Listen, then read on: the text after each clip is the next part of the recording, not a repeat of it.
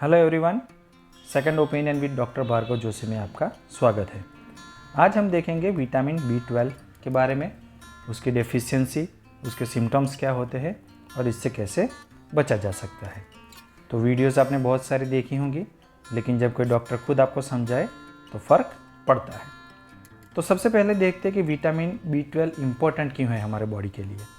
तो DNA formation, जो body का एक बेसिक सेल होता है, वहाँ से लेके बॉडी के लगभग हर पार्ट के ऑर्गन के वर्किंग के लिए B12 की ज़रूरत पड़ती है।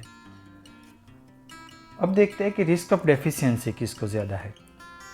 तो एक एल्डरली जो कि 50 प्लस के जो एज के होते हैं, उनमें B12 डेफिशिएंसी होने की संभावना यंग वन से ज़्यादा है। लेडीज़ जो कि प्रेग्नेंट है, उनमें ये संभावना बहुत ज़्यादा है।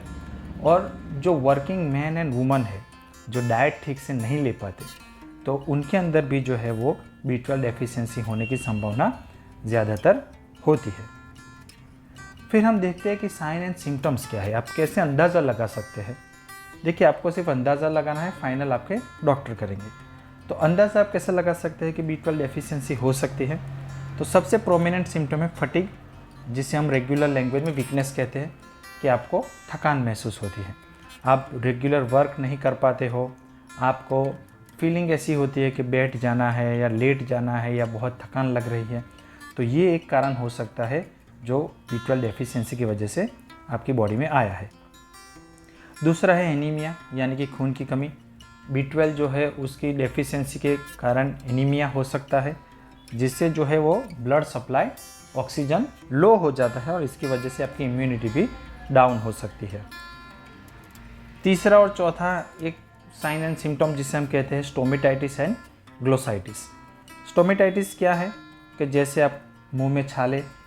ग्लोसाइटिस मतलब आपकी जो टंग होती है, जो जीभ होती है, वो रेड इन्फ्लेम्ड हो जाती है, उस पर बर्निंग सेंसेशन होने लगता है। तो ये जो है वो B12 डेफिशिएंसी के लक्षण हो सकते हैं। दूसरे एक प्रोमिनेंट सिम्टम है burning and pain in legs. शायद आपने महसूस किया होगा, या आपके कोई रिलेटिव या आपके घर में जो एल्डर पर्सन्स होंगे, उन्होंने कभी ना कभी ये बात बताई होगी कि पैरों में जलन लगती है। तो ये जो है B12 डेफिशिएंसी की वजह से हो सकता है। डायबिटीज़ वाले पेशेंट को ये हाई रिस्क रहता है, क्योंकि उनकी जो मेडिसिन है मेटफॉर्मिन, उसकी वजह से B12 डेफिशिएंसी हो सकती है। तो विदाउट डायबिटीज़ भी ये हो सकता है। डायबिटीज़ वालों को ये होने की संभावना ज़्यादा है, जिसे हम डायबिटिक न्यूरोपैथी कई बार कहते हैं। पेन इन लेग्स, आपके मसल्स में पेन रहता है, हाथ के, कमर के, पैर में। और कई बार पेशेंट्स ऐसे भी कंप्लेन करते हैं कि जैसे पैरों में कुछ चुभ रहा है, जैसे चलते हैं तो कांटे चुभते हैं या चींटी काटती है, ऐसा लगता है। तो ये भी जो है एक B12 डेफिशिएंसी का सिम्टम मान सकते हैं। फिर एक सिम्टम है मूड स्विंग एंड डिप्रेशन। तो कई बार अचानक से आप, खास करके फीमेल्स में ऐसा हो सकता है कि मूड स्विंग हो, थोड़ी देर ठीक लगे, थोड़ी देर ठीक नहीं लगे, without any reason depressive feeling आती है।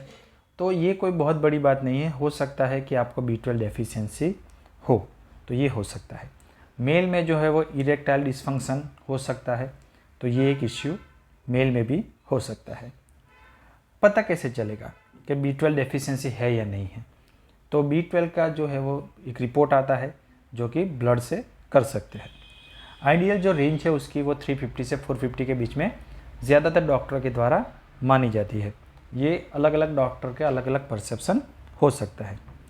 सबसे पहले जो है आपको अपने डॉक्टर को कंसल्ट करना है, खुद से टेस्ट के लिए नहीं जाना है। अब क्वेश्चन ये आता है कि B12 डेफिशिएंसी को हम दूर कैसे करें।